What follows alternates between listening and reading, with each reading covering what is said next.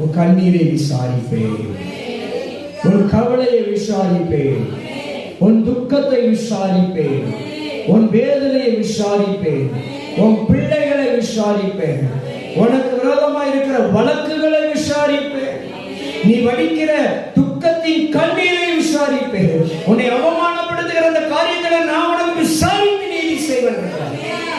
அல்லேலூயா. என் அப்பா இன்றைக்கு நமக்கு சொல்லி இருக்கிறாரு, நான் உன்னை விசாரிக்கிறேன். அல்லேலூயா. என்ன செய்றாரு? நம்மை விசாரிக்கிற ஒரு தேவனாக இருக்கிறார். அது கைவிடுவாரா? நம்மை ஒரு நாள் விசாரிக்க வந்து கொண்டிருக்கிறார். ஒவ்வொரு நாளும் விசாரிக்கிறார். நான் புதிய சொன்னதுதான், நம்ம ஆண்டவருக்காக 2 மணி நேரம் உட்கார்ந்து இருக்கிறோம். ஆனா ஆண்டவர் நமக்காக 24 மணி நேரமும் தூங்காமல் உறங்காமல் இருக்கிறார். அல்லேலூயா. 2 மணி நேரம் ஆண்டவருக்காக நம்ம கூடி வந்திருக்கிறோம். ஆண்டவர் பாதத்தில் ஆண்டவருக்காக கூடி வரல, நமக்காக வந்திருக்கிறோம். அப்படிதானே? நமக்காக தான் இந்த 2 மணி நேரமும் நீங்களும் சரி நானும் சரி நமக்காக தான் கூடி வந்திருக்கிறோம். ஆண்டவருக்காக கூடல. ஆண்டவருக்காக நம்ம கூடி வந்தது மிஞ்சி போனா சில நொடிகள் ஆமேன் ஐயா, தோத்திர ஐயா, அவ்வளவுதான். இதுதான் ஆண்டவருக்காக. மற்றதெல்லாம் நமக்காக தான். ஆனா ஆண்டவர் 24 மணி நேரம் அவருக்காக வந்தாரு. நமக்காக தான் அவர் வந்திருக்காரு. 24 மணி நேரம் நம்ம கூட இருக்கிறார், நமக்காகவே. அல்லேலூயா. எதற்காக? இஸ்ரவேலை காக்கிறவர் உறங்குவதும் இல்லை, தூங்குவதும் இல்லை. அப்ப பாருங்க, இஸ்ரவேலுக்கு ஒப்பாக உங்களையும் என்னையும் பார்க்கிற தேவன் உறங்காமல் தூங்காமல் ஒவ்வொரு நாளும் நம்மை காக்கும் வண்ணமாக அவர் விசாரிக்க வருகிறார். ஆண்டவரை இயேசுப்பாவை தேடி வந்தா அவர் நம்மளை விசாரிக்க வருவார். அல்லேலூயா. என் பிரச்சனைக்கு நான் அவரை தேடி போறேன். யாருக்காக? என் பிரச்சனைக்காக நான் இயேசுப்பாவை தேடி போறேன். என் பாடு நீங்களும், என் மேல சுமத்தப்பட்ட அந்த நுகம், என் மேல சுமத்தப்பட்ட வீண் பழி நீங்களும்னா யாரை தேடி தான் போகணும்? ஏசப்பாவை தேடி தான் போகணும். ஏன்னா ஏசப்பா தான் சொன்னாங்க, நீ சும்மா இருந்தவங்கள நான் உனக்காக வழக்காடுகிறேன். இல்லையா? நான் உனக்கு நீதி செய்வேன் சொன்னாரா இல்லையா? நமக்கு நம்ம அப்பா நம்மளை கைவிடுவாரா? சும்மா மட்டும் இருந்தா போதுமா? என்ன சொல்லி இருக்கிறாரு? நீ வேடிக்கை மட்டும் பாரு, நான் உனக்கு நீதி செய்வேன். நான் உன்னை விசாரிப்பேன், உன் பிள்ளையை விசாரிப்பேன், உன் கணவரை விசாரிப்பேன், உன் குடும்பத்தை விசாரிப்பேன். அப்ப நம்மளை கைவிடவே மாட்டார். அல்லேலூயா. ஆண்டவர் ஒருபோதும் ஒரு நாளும் கைவிடவே மாட்டார். நம்ம அப்பா மட்டும் உறுதியா பிடிச்சுக்கணும். நம்ம அப்பா மட்டும் நம்ம என்ன செய்யணும்? உறுதியாய் பற்றி கொள்ள வேண்டும், உறுதியாய் பிடித்துக் கொள்ள வேண்டும். ஏசப்பாவை நம்பி பயணம் செய்தால், ஏசப்பாவை நம்பி உட்கார்ந்து இருந்தோம் அப்படின்னா நிச்சயமா கிடைக்கும், பலன் கிடைக்கும். 1 நாள் 2 நாள் இல்லைங்க, 3 நாள் இருந்தாங்க ஜனங்கள். ராப்பகலா எத்தனை நாள்? 3 நாள் ராப்பகலா ஏசப்பா பிரசங்கம் பண்ணிட்டு இருக்காங்க. எல்லா மக்களும் கேட்டுக்கிட்டே இருந்தாங்க. 3ஆவது நாள் கடைசியில முடிஞ்ச உடனே ஏசப்பா யோசித்தாங்க, என் ஜனங்களை நான் எப்படி அனுப்ப விரும்பல, பசியோடு அனுப்ப, வெறுமையா அனுப்ப நான் செய்யல விரும்பல அப்படின்னாங்க. அல்லேலூயா. அல்லேலூயா. பாருங்க, ஆண்டவர் தன் ஜனங்களை ஸ்தோத்திரம் அனுப்புறதுக்கு என்ன செய்றார்? அவர் சொல்றாரு, பின்பு இயேசு தம்முடைய சீஷர்களை அழைத்து ஜனங்களுக்காக நான் என்ன செய்றேன்? பரிதபிக்கிறேன் அப்படிங்கிறார். நம்ம அப்பா நம்மளுக்காக என்ன செய்றாரா? பரிதபிக்கிறாருங்க. என் பிள்ளைக்கு வந்து இப்ப நம்ம எல்லாம் எங்க வந்துட்டோம்? அப்பா கிட்ட வந்திருக்கிறோம், அப்பா வீட்டுக்கு வந்திருக்கிறோம், அப்பா சமூகத்துல வந்திருக்கிறோம், அப்பா பாதத்தில் இருக்கிறோம். அப்ப நம்ம போவையில சும்மா விடுவாரா? சும்மா விடுவாரா? எப்படி என்ன செய்யறாரா? பரிதவிக்கிறவரா? என் பிள்ளை அந்த மாதிரியே போக கூடாது, என் பிள்ளை தாகத்தோடு போக கூடாது, என் பிள்ளை பசியோடு போக கூடாது. வாசிங்க பார்ப்போம். மத்தேயு சுவிசேஷம் 15வது அதிகாரம் 32வது வசனம் வாசிங்க. பின்பு இயேசு கிறிஸ்து தம்முடைய சீஷர்களை அழைத்து, ஜனங்களுக்காக என்ன செய்வேன்? பரிதபிக்கிறேன். இவர்கள் என்னிடத்தில் எத்தனை நாள்? 3 நாள் தங்கியிருந்தார்களாம். 3 நாள் தங்கியிருந்து என்ன இல்லாம இருக்கிறாங்க? சாப்பிடுவதற்கு ஒன்றுமில்லாமல் இருக்கிறார்கள். இவர்களை நான் எப்படி அனுப்ப விரும்பல? பட்டினியாய் அனுப்ப, சும்மா அனுப்ப விரும்பல, வெறுமையாய் அனுப்ப விரும்பல, தாகத்தோடு அனுப்ப விரும்பல, கவலையோடு துக்கத்தோடு வேதனையோடு வந்தவனமாய் அனுப்ப விரும்பவில்லை. ஒரு பசி தாகத்தோடு வந்திருக்கிறோம். ஆமென். அப்படியே ஆண்டவர் அனுப்ப மாட்டார். அவர் எப்படி என்ன செய்யறாராம்?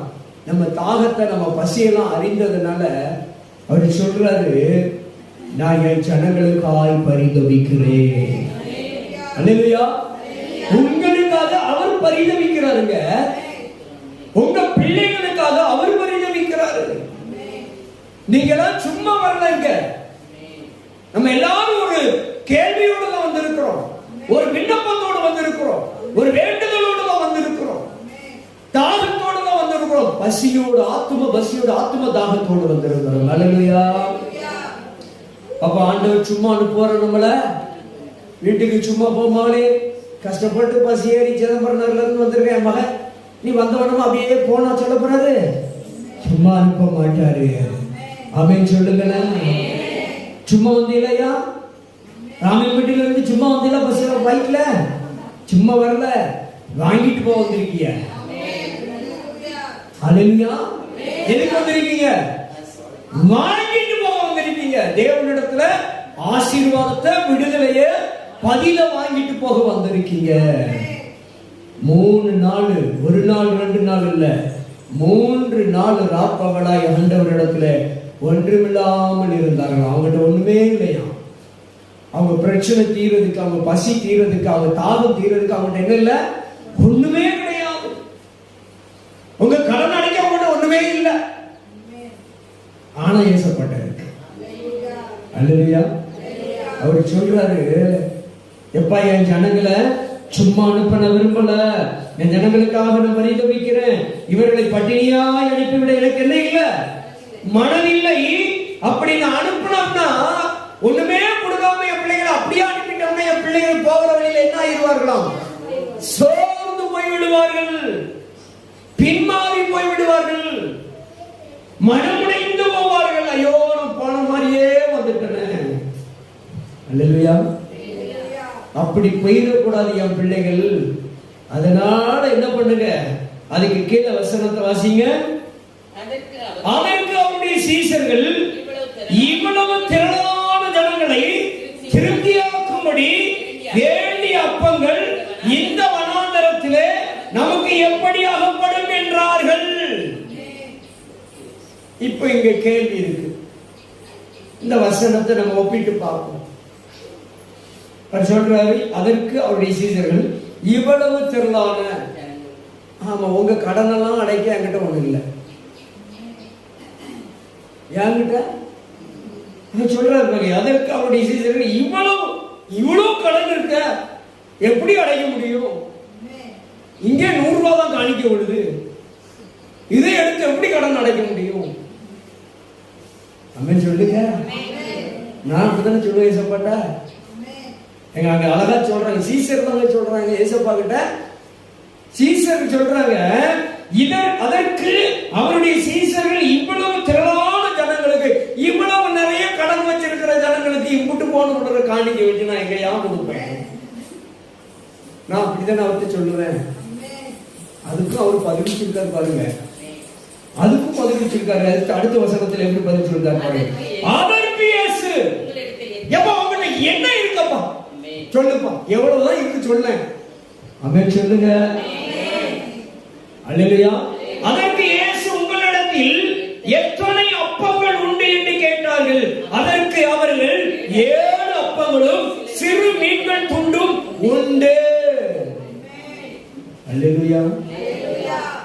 அப்போ இந்த கொஞ்சம் காணிக்க வச்சுதான் உங்க பிரச்சனை தீர்க்கப்படுறாரு நினைக்க. ஆமென் சொல்லுங்களேன். எங்க கொஞ்சம் உங்ககிட்ட இருக்குல்ல, உங்ககிட்ட இருக்கிற அந்த கொஞ்சத்தை கொண்டுதான் நிறைய நிரப்ப போறாங்க. ஆமென் சொல்லுங்க. உங்ககிட்ட என்ன இருக்குதோ, எவ்வளவு இருக்குதோ உங்ககிட்ட, அதை கொண்டுதான் நிறைய ஆக்கப்படுறாங்க. அல்லேலூயா சொல்லுங்க. குறைய இருக்கிறது நிறைவாய் மாற்றுகிறது. ஆண்டவர் பாருங்க எவ்வளவு அருமையான தெய்வம் பத்தியா. அல்லேலூயா. நம்ம பிள்ளைகள் நம்ம வீட்டுக்கு வருதுன்னு வச்சுக்கோங்களேன், சில நேரம் நம்ம கூட கல்மனசாயிரும். அப்படிதானே? சரி சரிம்மா, அப்பா கிட்டையும் அம்மா கிட்டையும் ஒன்றும் இல்லை, வீட்லேயும் ஒன்றும் இல்லை, எனக்கு கொடுக்க ஆசை தான் இருக்கு, ஒன்றும் இல்லை, சரி போயிட்டு வா, அடுத்த முறை தாரேன், அடுத்த முறை சோறு பொங்கி போடுறேன், அடுத்த முறை உனக்கு பிரியாணி வாங்கி தரேன், அடுத்த முறை அதை செய்தேன் இதை செய்தேன் நம்ம சொல்லிடுவோம். நம்ம பிள்ளை நம்ம அம்மா வீட்டுக்கு போனால் அது கிடைக்கும் இது கிடைக்கும்னு வந்துருக்கும். அம்மா என்ன சொல்லி அனுப்புவா? இப்போ ஒன்றுமே இல்லை, நீ போயிட்டு வா மாவளே அனுப்பிடுவாங்க. ஆனா ஏசப்பா அப்படி அனுப்ப விரும்பினாரா? இல்ல. என் பிள்ளைய நான் அப்படி வெறுமையா அனுப்பிட்டேன்னா போற வழியில என்ன செஞ்சிருவாளாம்? சோர்ந்து போயிருவாளாம். ஏண்டா நம்ம அம்மா வீட்டுக்கு போனோம்னு சோர்ந்து போயிருவாங்க. ஏண்டா எங்க அம்மா வீட்டுக்கு போனோம் நான் சோர்ந்து போயிருவாங்க. அல்லேலூயா. பாருங்க, அந்த வார்த்தைக்கு இடம் கொடுக்க கூடாதுன்னு ஏசப்பா ரொம்ப கரிசனையா இருக்கிறார். என் பிள்ளைகள் அப்பா வீட்டுக்கு வந்தா, என் வீட்டுக்கு வந்துட்டாங்கன்னா சும்மா அனுப்ப கூடாதுங்கிறதுல அவர் ரொம்ப கரிசனையாக இருக்கிறார். உங்களை தான் அவர் சும்மா அனுப்பணுங்கிறதுல அவர் ரொம்ப அனுப்பக்கூடாது என்பதில் ரொம்ப ரொம்ப கவனமாக இருக்கிறாருங்க. என் பிள்ளைங்க சும்மா அனுப்பிட மாட்டேன், ஆசீர்வதித்து தான் அனுப்புவேன். என் பிள்ளைகளை ஆசீர்வதித்து சுகமாக்கி தான் அனுப்புவேன்.